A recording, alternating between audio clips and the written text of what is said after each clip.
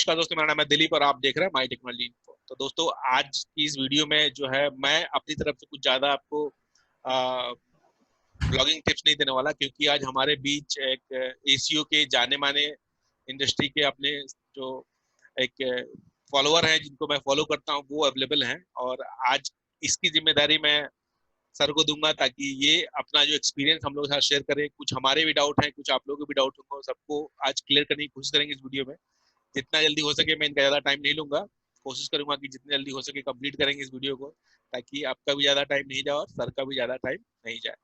तो जो आज इनका मैं छोटा सा इंट्रोडक्शन आपके सामने दे देता हूँ कि क्या है। मेरे हिसाब से इनका इंट्रोडक्शन आप अगर गूगल में सर्च करेंगे सौरभ राणा स्पेस लगाएंगे तो पता चलेगा कि कौन है। इनको गूगल भी रिकमेंड करता है। एक्चुअली गूगल रिकमेंड करने का मतलब क्या है कि अगर गूगल में सौरभ राणा मारेंगे, इनका नाम सौरभ राणा है और एसीओ राणा के नाम से भी लोग जानते हैं इनको, सौरभ राणा के नाम से भी जानते हैं, और गूगल इनको एसीओ राणा के नाम से भी रिकमेंड करता है। अगर आप गूगल में सौरभ राणा सर्च करेंगे, स्पेस डालेंगे तो एसीओ एक्सपर्ट ऑटोमेटिक आएगा। ये बहुत बड़ी एक अचीवमेंट बोलूंगा जो कि गूगल भी इनको रिकमेंड करता है। ठीक है, तो आप जाके देखिए, इनको सर्च कीजिए, आपको पता चलेगा कि क्या लेवल है इनका एंड अचीवमेंट क्या है इनको। ठीक है, तो thank you so much sir, आप हमारे चैनल पे आए, अपना जो टाइम दिया हमें उसके लिए बहुत बहुत शुक्रिया।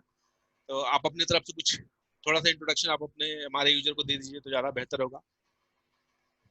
थैंक यू दिलीप जी, आपने मुझे अपने चैनल पे बुलाया, आपने इनवाइट किया और आपके ऑडियंस के साथ में अपना कुछ एक्सपीरियंस दो बातें करूंगा, कुछ चीज़ें शेयर करूंगा। And welcome to everyone. My name is Saurabh Rana, aka SEO Rana. और मैं एक I am learning SEO since last 12 years और currently I am working as a digital account director in advertising agency and a part-time blogger, trainer, speaker. I am a consultant also. तो काफ़ी चीज़ें blogger साथ, काफ़ी चीज़ें साथ, YouTube के channel भी यूट्यूबर ऑल्सो। तो फुल टाइम जॉब के साथ काफ़ी चीज़ें चल रही मेरी। तो एजेंसी वगैरह सब कुछ चल रहा है मेरे साथ में। तो I try to manage all these things with my full time job. और काफ़ी काम किया है एनडीटीवी, मीडिया डॉट नेट और बड़े बड़े फॉर्च्यून 500 क्लाइंट्स के साथ भी काम किया मैंने। जो ग्रुप्स हैं हमारे 500 crore, 1000 multi millionaire billionaire groups हैं, तो उनका एसईओ किया हमने। और अभी इंडिया की बहुत बड़ी जो इलेक्ट्रॉनिक्स कंपनी है, एक मेरा वो क्लाइंट है, और भी बहुत सारी इस कंपनी में क्लाइंट्स है मेरे पास। तो बस ऐसे चल रहा है हमारा।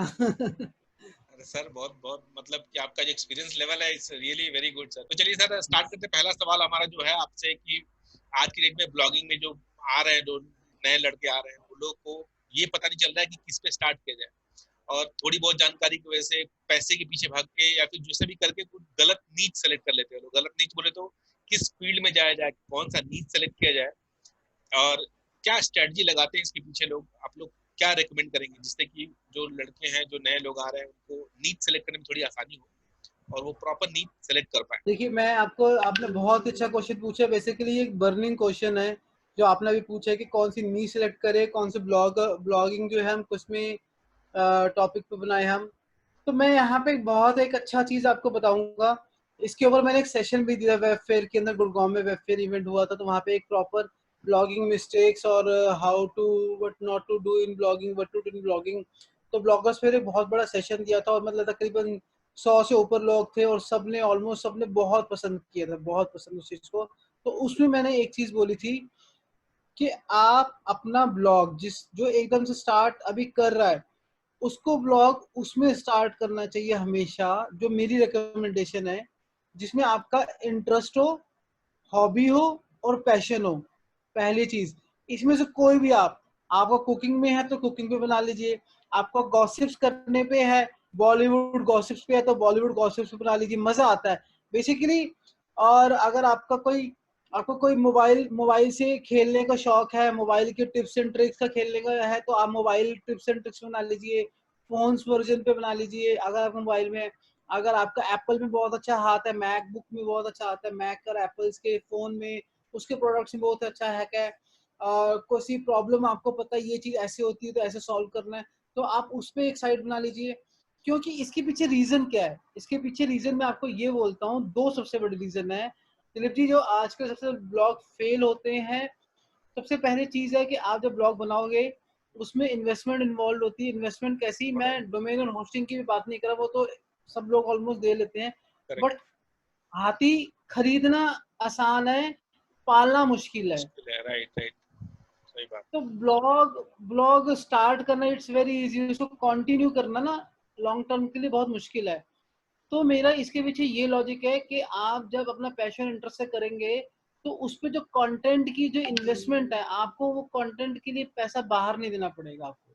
राइट राइट, आप खुद से उसको मैनेज कर सकते हैं, आप खुद के अंदर वो स्किल है, अंदर वो चीज आप जानते हैं, तो आप खुद से लिख सकते हैं। अगर कहीं आउटसोर्स भी कर रहे हैं तो उसको अच्छे से वैलिडेट कर सकते हैं कि किसने क्या दिया है, आप उसको वैलिडेट यस, करके आप सॉलिड डेटा निकाल सकते हैं। बिल्कुल, आपका आपके आंसर से मैं टोटली कन्विंस्ड हूँ। तो आप लोगों को ऐसा ही कुछ करना चाहिए जिसमें आपको ध्यान है, तभी जाके आप जो है उसमें आप अचीवमेंट कर सकते हैं, और थोड़ा आपको कुछ टाइम के बाद अर्निंग भी शुरू हो जाएगा, नो डाउट।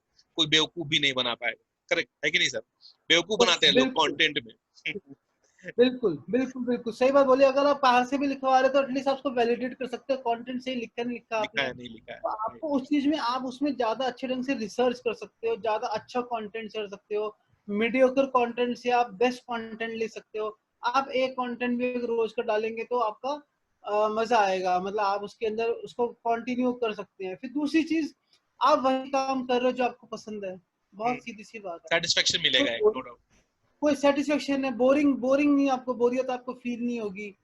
हाँ, अगर आपको ट्रैवलर हो, आप मतलब कि हर महीने में एक बार घूमते हो, तो आप अपना एक्सपीरियंस शेयर कीजिए। आप आपको ट्रैवलिंग तो आपको अच्छी लगती ही है, तो सही क्यों बात। नहीं ट्रैवलिंग का ब्लॉग बना दो। वहां तो फोटोज तो हम सब लोग खींचते ही हैं, उसी के ब्लॉग बना दो। अगर आप 2 साल में 5 7 8 जगह भी जा रहे हो, 10 जगह जा रहे हो, आप दिल्ली से मथुरा वृंदावन भी हुआ है, शिमला हुआ है, मनाली हुआ है, आप सीजन के अंदर आपके जो ट्रैकिंग पे निकल गए, तो आप ब्लॉग बना दीजिए। आप you are a traveller blogger हो गया आप।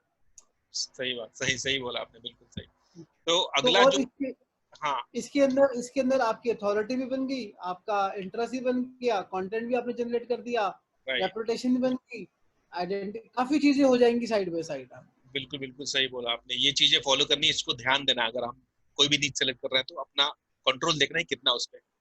तो आपने नीड सेलेक्ट किया, हमने अपना वेबसाइट बना लिया, अभी कुछ एसीओ करना होता है उस पर, तभी जाके जो है वो रैंकिंग इम्पैक्ट होगा उस पर। तो एसीओ में बहुत चीजें हैं, 3 4 मेजर चीजें होती है, जो ऑन ऑन साइट एसीओ हो गया वेबसाइट बनाने में। ऑफ पेज आता है, ऑन पेज आता है। ऑन पेज में देखा जाए तो आर्टिकल कैसे लिखना है, कुछ रूल्स फॉलो करने होते हैं। ऑफ पेज एसीओ में बेसिकली बहुत सारी चीजें आती है, ये बहुत वाइड टर्म है ऑफ पेज एसीओ।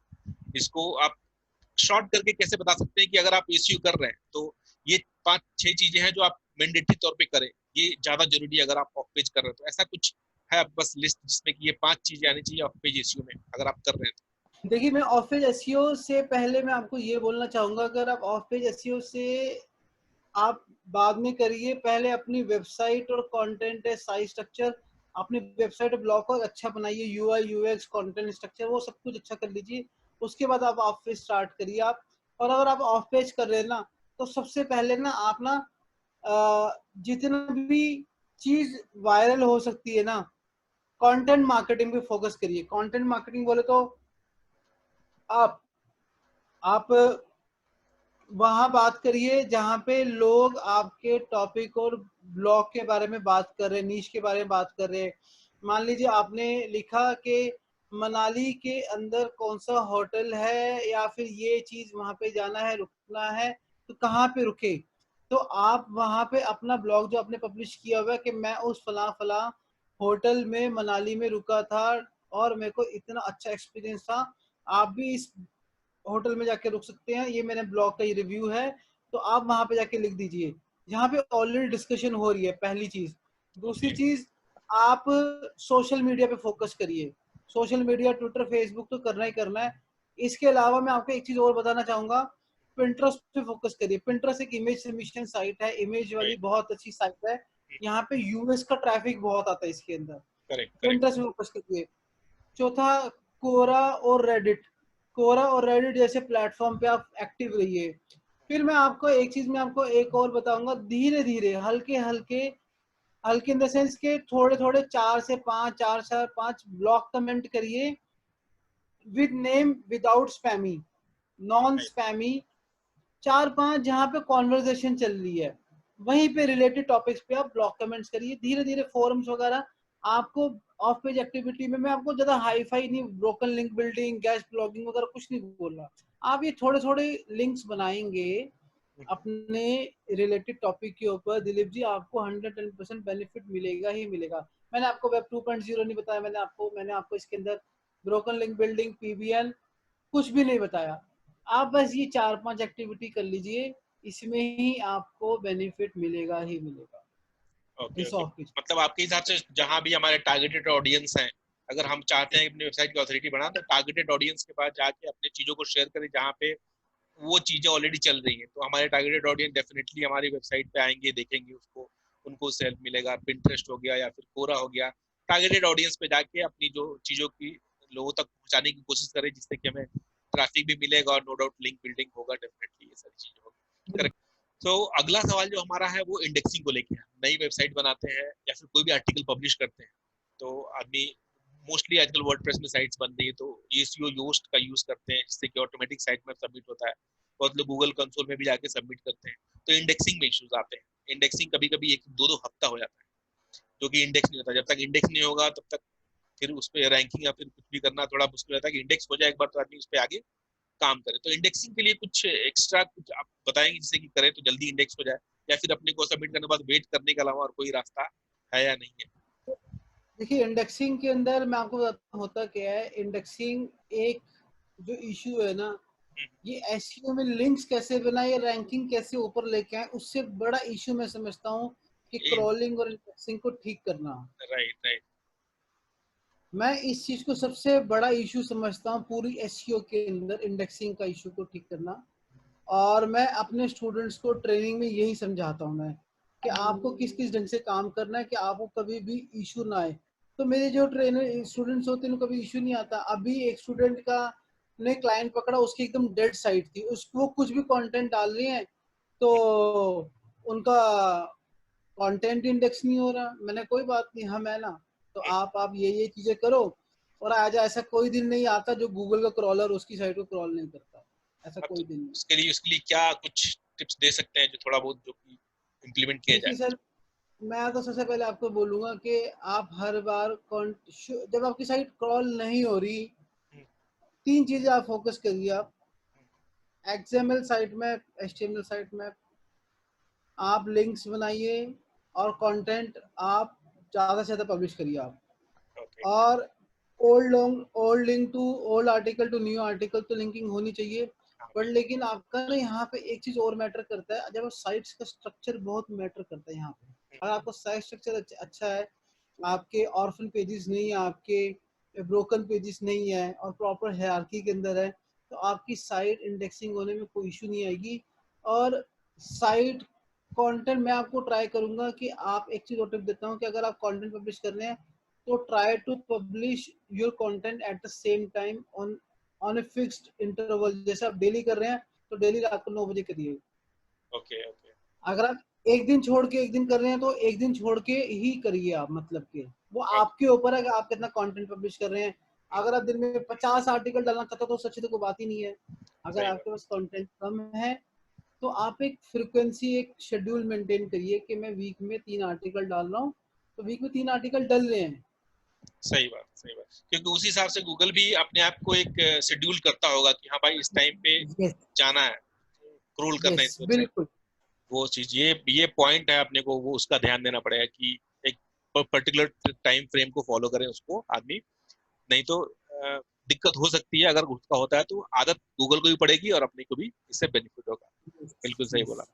तो अगला सवाल हमारा कीवर्ड रिसर्च से रहेगा सर। कीवर्ड रिसर्च में बहुत ज्यादा मैजिक, बहुत ज्यादा सर्कस है। सर्कस क्या है, वो एक्चुअली मेरा पर्सनल डाउट है। मैं भी कभी कभी कंफ्यूज होता हूँ कि क्या किया जाए इसमें, किसको फॉलो किया जाए। अगर आप कीवर्ड रिसर्च कर रहे हैं तो हम लोग, मैं आरिफ टूल यूज करता हूँ मोस्टली, मौज भी यूज करता हूँ कभी कभी।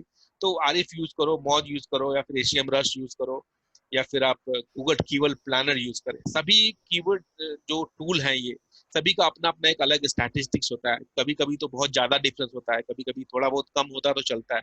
तो इसमें दिक्कत ये होती है कि किसको फॉलो किया जाए यार, किस पे जाया जाए। कभी कभी लोग बोलते हैं कि गूगल में, इवन मैं भी जाता हूँ गूगल में सर्च करता हूँ, सजेशन जो आते हैं उनको भी देखता हूँ, नीचे लास्ट में कुछ आते हैं क्वेश्चंस आते हैं, उनको भी देखता हूँ।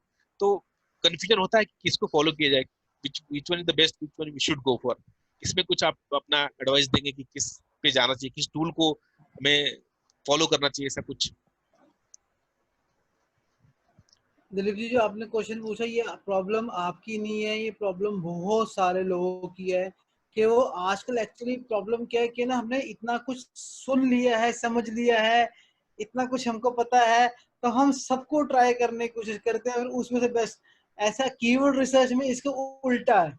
कीवर्ड रिसर्च में आपको ना एक ही टूल फॉलो करना। अगर आपके पास पैसा है तो SCM रश या Ahref में कोई एक टूल ले लीजिए।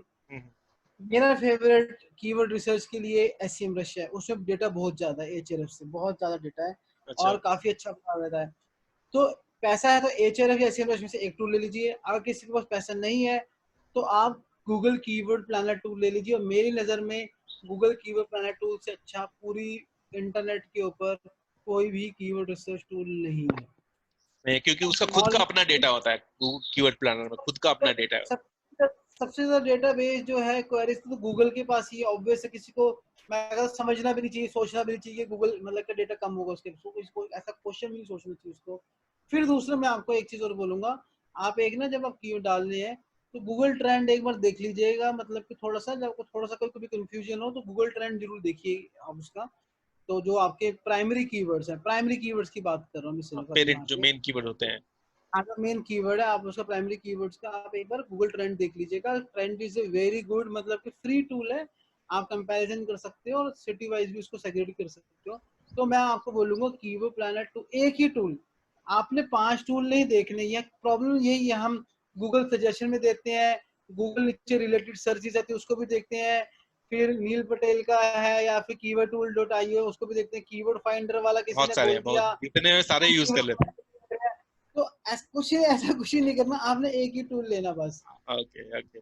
एक टूल पे एक ही जाना है, टूल एक टूल को आप फॉलो करना है, बस। जिससे कि थोड़ा आदमी एक जगह रहे, ज्यादा कंसंट्रेशन ज्यादा खराब नहीं हो, इधर उधर भागने का नहीं हो, बस बस ज्यादा बस कुछ। वो, हाँ यही बोल रहे, कंसंट्रेशन खराब होगी, हाँ हाँ। आपको समझ नहीं आएगा, आप कंफ्यूज हो जाओगे। कोई भी एक टूल पकड़ लो और थोड़ा सा आप अपने प्राइमरी कीवर्ड का गूगल ट्रेंड में उसका ट्रेंड देख लेना बस। उसके बेसिस पे आपने कीवर्ड बनाते जाओ बनाते जाओ। कोई कंफ्यूजन, ये चीज जो आप बोल रहे हो ना, ये मेरे को भी बहुत सारे लोगों ने बोली, तो मैं भी ऐसे ही फॉलो करता था स्टार्टिंग में काफी टाइम तक। मैं कह नहीं, ये तो बहुत प्रॉब्लम है, फिर मैं देखा नहीं भाई, फिर मैंने बहुत प्रैक्टिस करी, बहुत प्रैक्टिस, थोड़ी नहीं, मैंने बहुत कंपैरिजन किया, रिसर्च किया, उसके बेसिस पे मैंने नजर आया अगर आप एक भी टूल पकड़ लेते हो, कीवर्ड प्लानर टूल ही ले लो, सफिशिएंट है, चलिए, अच्छा कि सफिशिएंट बस। बेटर बेटर, सही बात है। कीवर्ड गूगल स्टार्टिंग में मैंने भी वो भी यूज किया था, अभी भी कभी कभी रेफर करता हूँ उसको भी, नो डाउट। तो अगला सवाल ट्रैफिक से रिलेटेड लेते हैं सर। ट्रैफिक बहुत चैलेंजिंग रहा है अभी तक। इनफैक्ट मेरे लिए भी नई वेबसाइट मेरी भी है, तो करता हूँ, मैं भी काम करता हूँ उस पर, ट्रैफिक आ रहे हैं फिलहाल देखा है तो। लेकिन ऑर्गेनिक ट्रैफिक नो डाउट नहीं आएगा, नई वेबसाइट है तो। बहुत सारे लोग जो होते हैं नए वेबसाइट्स बनाते हैं, और स्ट्रगल बहुत ज्यादा होता है ट्रैफिक के लिए। आपने कुछ स्टार्टिंग में बताया था कि आप इश्यू में कि आप टारगेटेड नीच पे कमेंट वगैरह कर सकते हैं, सोशल मीडिया टारगेट कीजिए जहां से आपको ट्रैफिक मिलेगा। तो नई वेबसाइट पे भी ये सारी चीजें हम कर सकते हैं जिससे कि हमें ट्रैफिक आ सकता है। इसके अलावा और भी कुछ, बहुत लोग ऑटोमेटेड ट्रैफिक ढूंढते हैं, बहुत लोग ट्रैफिक बाय करते हैं। ये कितना मतलब रिकमेंडेड है? आई डोंट थिंक ये करना चाहिए लोगों को। आपके हिसाब से अगर ऐसा कुछ होता है, क्या कर सकते हैं नए वेबसाइट पे ट्रैफिक आए, या फिर कुछ ऐसा टूल्स यूज कर सकते हैं, नहीं कर सकते हैं?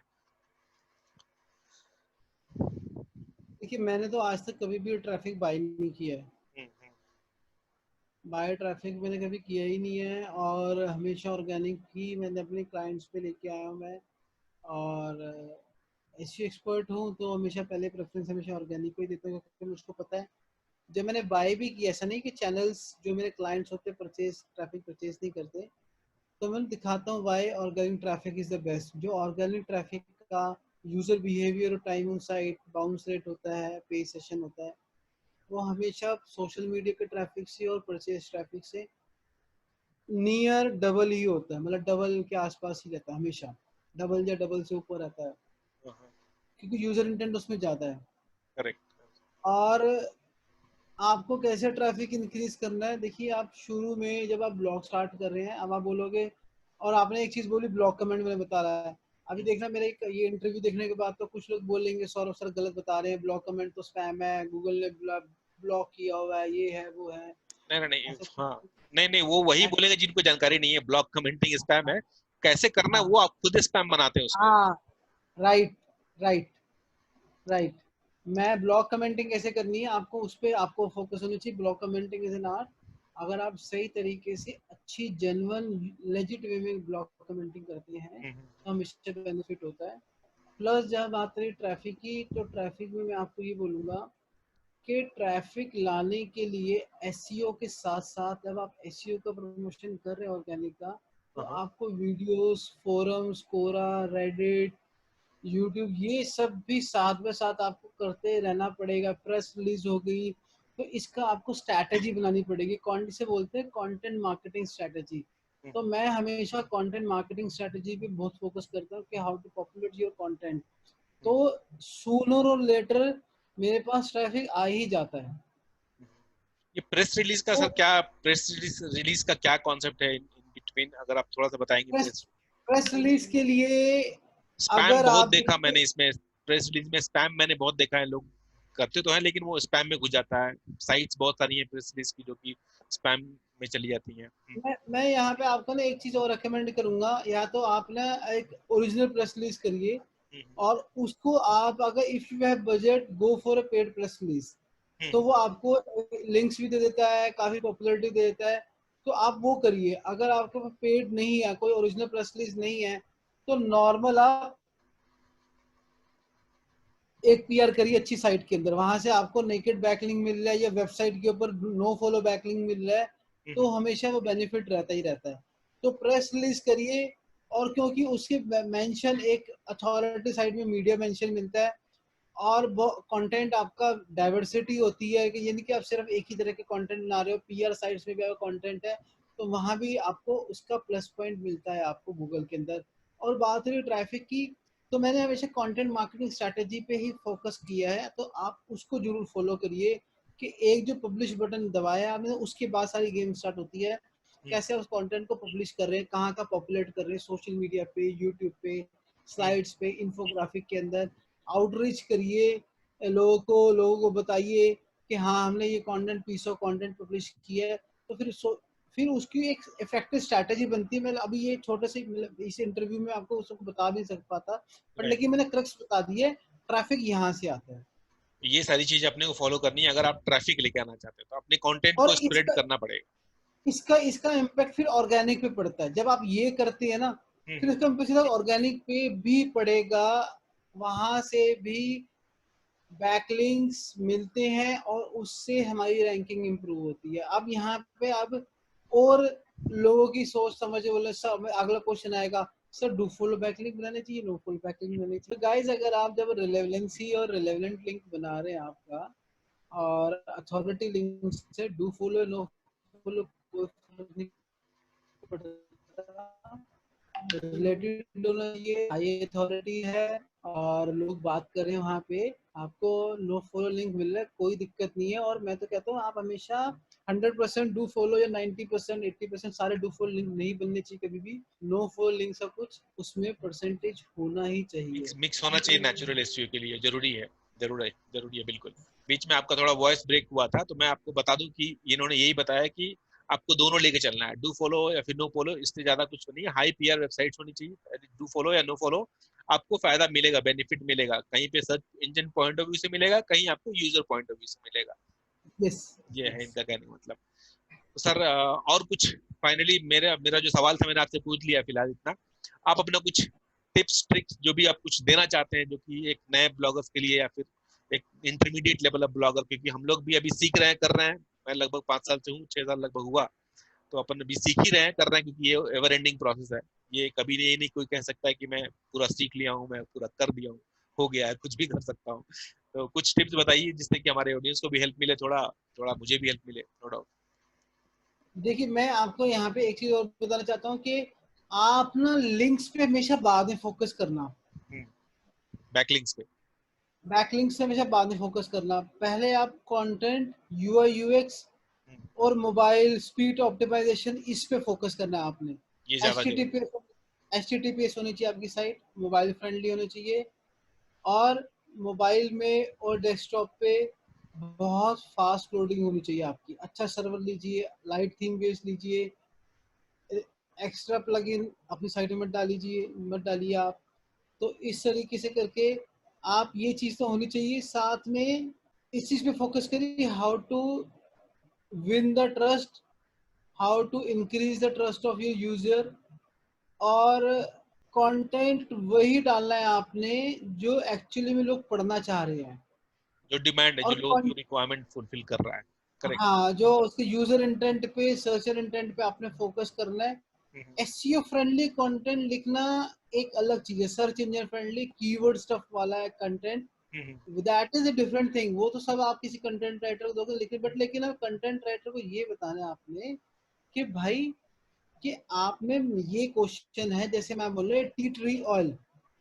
टी ट्री ऑयल एक कीवर्ड है, बहुत लोग सर्च करते हैं अरोमा थेरेपी वगैरह, इसके अंदर मसाज वगैरह में टी ट्री ऑयल बॉडी के लिए बहुत सारे मतलब कि इसके बेनिफिट्स हैं। तो टी ट्री ऑयल के बेनिफिट्स क्या है, साइड इफेक्ट क्या है, यूजेज क्या है, कैसे बनाना है, क्या उसको थेरेपी क्या है, होम रेमेडीज क्या है, तो ये सब चीज उसमें होनी चाहिए। तो करेक्ट। वो आर्टिकल भी वैसे होना चाहिए, what are the usages of tea tree oil, what are the side effects of tea tree oil, how to use tea tree oil, और what are the best home remedies of tea tree oil। तो इस तरीके से करके ये questions के answer उस article में हमको मिलने चाहिए। फोकस हमेशा दिलीप जी उस पे ही रहना चाहिए। हाँ, ताकि अगर फिर यूजर, इसके बाद आता है फिर इसके बाद आता है वो ऑफ पेज, जो मैंने पहले वाली ऑफ पेज टेक्निक्स बताई।